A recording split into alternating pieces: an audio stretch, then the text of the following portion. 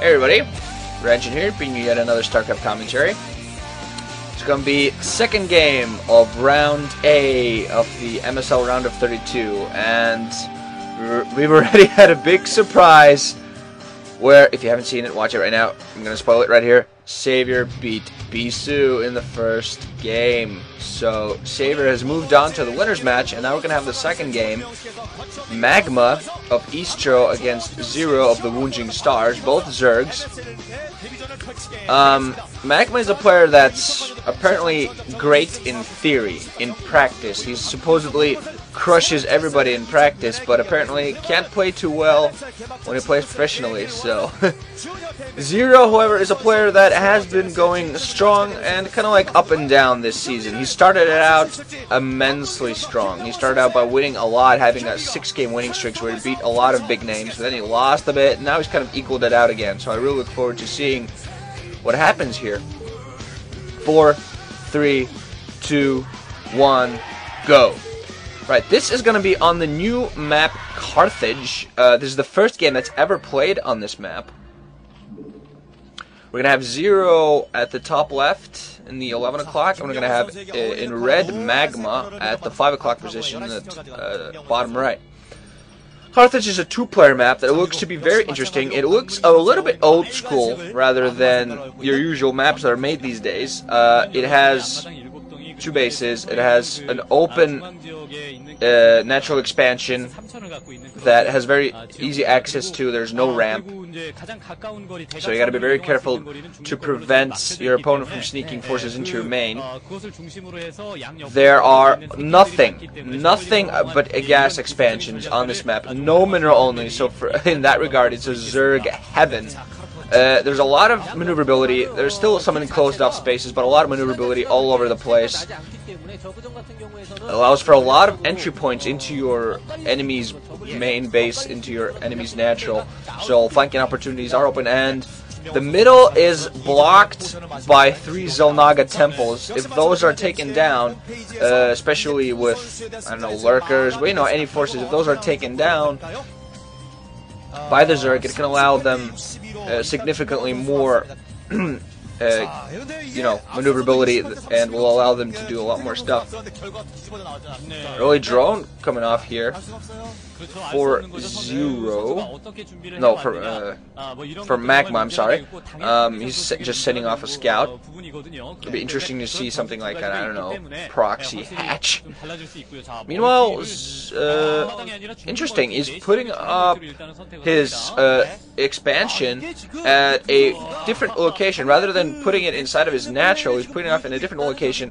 Maybe he's trusting in the fact that this is a fairly new map, and maGma maybe doesn't know it completely and won't scout the entire place. If that gets scouted, then maGma will really be spreading himself thin. Meanwhile, both players going for 12 hatches and getting spawn pools right afterwards, also getting their extractors on pretty early, so they're going to go for a actually rather economic early game. I'm not really a big fan of going 12 hatch in a ZVZ, but on a 2-player map. But this map there is actually quite a bit of a distance to travel between your bases, despite this being a 2-player map.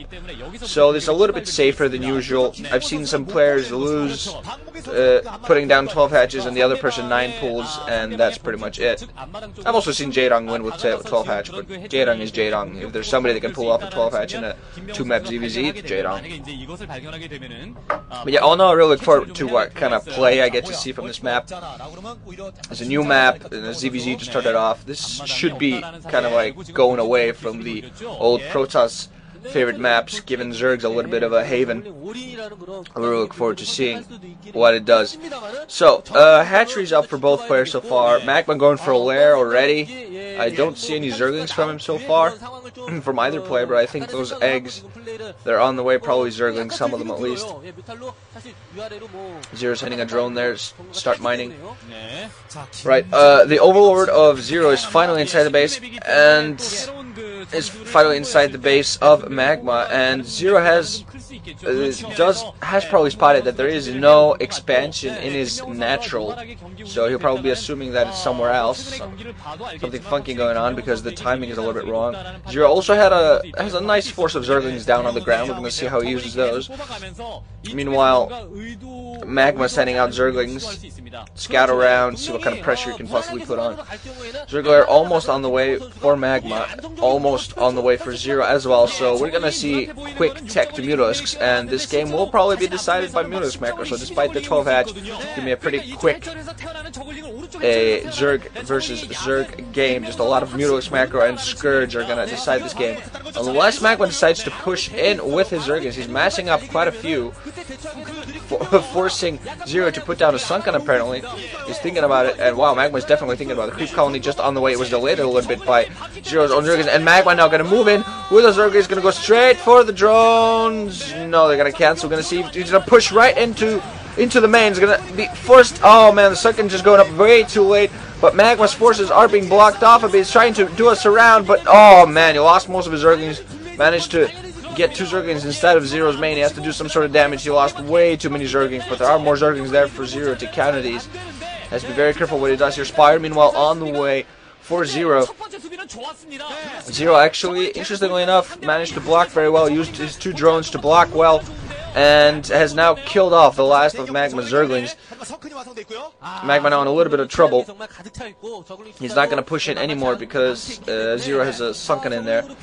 Spire going up for both players very soon on the way, and then we're going to have Mutalisks up. We're going to see who has how many larvae saved up for these Mutalisks and who has how much gas saved up. It's going to be very important who gets how many Mutalisks out in the field, how quickly.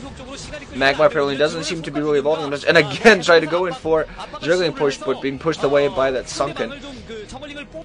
Aggression is good, but you have to be very careful how aggressive you are on this map. Both players